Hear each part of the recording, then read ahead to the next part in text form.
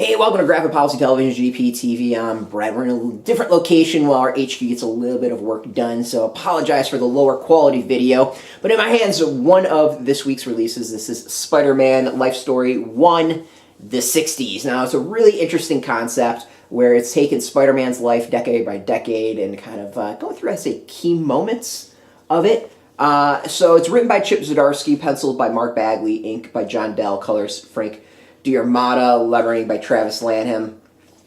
Yeah, where do I go on this one? So, I was really disappointed with this comic. It's not bad. It just doesn't live up to its potential and never quite delivers anything that I think stands out as really original. It kind of feels like a This Is Your Life with one issue spanning an entire decade. There's key points thrown in there. It's all the key stuff from the 60s. So we of course get like Gwen Stacy and Flash Thompson going off to war, and Norm and Harry Osborn, and Peter kind of complaining how he doesn't have any money, and school, and trying to balance everything. So it really is like a condensed version of Spider-Man. Take like all this info and throw it in one comic, which almost kind of feels like a check-the-box situation.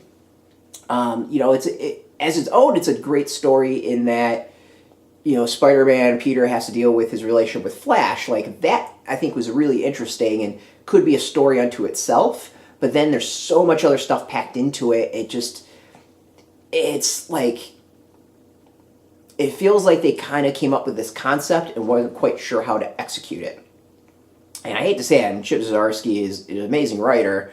Mark Bagley is a solid artist. But the overall package is just not quite the quality that I expect. There's been a lot of kind of, I would say, concept miniseries like this, and this is not up to what we've seen others do, and not up to the quality that these folks do. So it's a bummer. Like, if you are a diehard Spider-Man fan and really want to go through the decades with him, cool. I have a feeling it's going to get more interesting the further it goes along, because it's going to age him in real time. So we get to see, today Spider-Man would be in his 50s. No, it would be older than that. I mean, he would actually, it's been 50 years, so he would be, closer to 70, maybe. Yeah, he would be close to 70 at that point. So,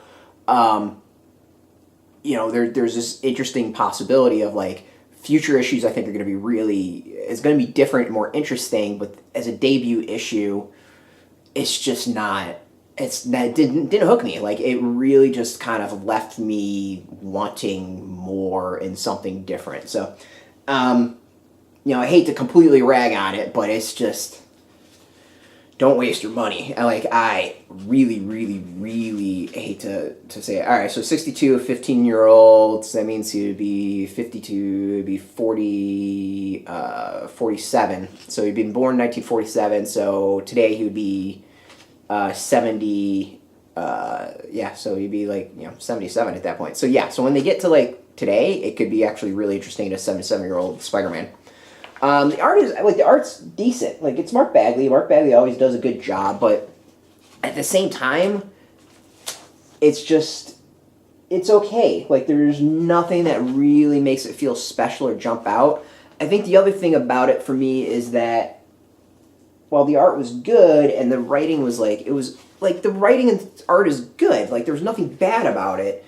It's just a lot crammed in, and not enough of it really felt like the 60s. Every so often there might be a word thrown in, but the clothes didn't quite jump out as 60s. The architecture didn't really jump out as 60s. The cars didn't really jump out as 60s to me. There's a little bit of it, but it's just not special enough in that way. It feels like there's an attention to detail missing, and then they try to throw way too much into one issue. I think it would have been much better to just maybe focus on one key aspect story of the decade instead of really throwing stuff in there. And yeah, that's what I got. I have a feeling I know where it's going, but we'll see. So this one I'm going to say is probably going to be better as a trade to read than individual issue. And yeah, that's just the way it is. It's out now in comic shops if you want to get it after that really positive review. There's a link beneath this video. Put in your zip code. It'll tell you if a shop's near you. No shop, no problem. We do have some affiliate links. There are affiliate links, so we get a small percentage by doing that. You help support our site, though, so thank you for that. And thank you, Marvel, for hooking us up with the review copy. We like to be transparent about that, and thank you for watching. Now, if you're into Spider-Man, into comics, into Marvel in general, check us out every single day at graphicpolicy.com. We're on Twitter, Facebook, YouTube, Tumblr, all at Graphic Policy, keeping it nice and consistent. So until next time, keep reading those comics, and keep it geeky.